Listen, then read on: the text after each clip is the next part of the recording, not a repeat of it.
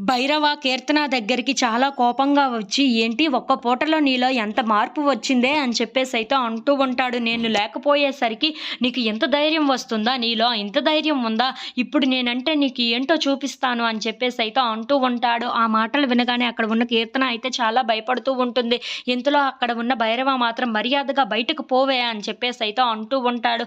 ఆ మాటలు వినకుండా అక్కడ ఉన్న కీర్తన మాత్రం అలా భైరవ దగ్గర భయపడుతూ ఉంటుంది. ఇంతలో అక్కడ ఉన్న భైరవ మాత్రం తన చెయ్యిని చాలా గట్టిగా పట్టుకొని పోవే బయటకు పోవే అని చెప్పేసైతే అంటూ ఉంటాడు. ఇంతలో అక్కడ ఉన్న కీర్తన మాత్రం "ఏవండి వదిలేయండి, వదిలేయండి" అని చెప్పేసైతే బ్రతిమలాడుతూ ఉంటుంది. అదంతా చూసిన మైత్రి మాత్రం చాలా సంతోషిస్తూ ఉంటుంది. ఇంతలో అక్కడ ఉన్న కీర్తనని భైరవ బయటకు తోసేస్తూ ఉంటాడు. అది చూసి అక్కడికి మైత్రి వచ్చి, "నీ భర్త లేకపోయేసరికి నా మీదే ఎంత ఎత్తుకి ఎగిరావే నువ్వు, నన్నే కొట్టడానికి ట్రై చేస్తావా? ఇప్పుడు అడ్డుకోవే, నన్ను ఎలా అడ్డుకుంటావో" అని చెప్పేసైతే కీర్తన చెంప మీద చాలా గట్టిగా కొడుతూ ఉంటుంది.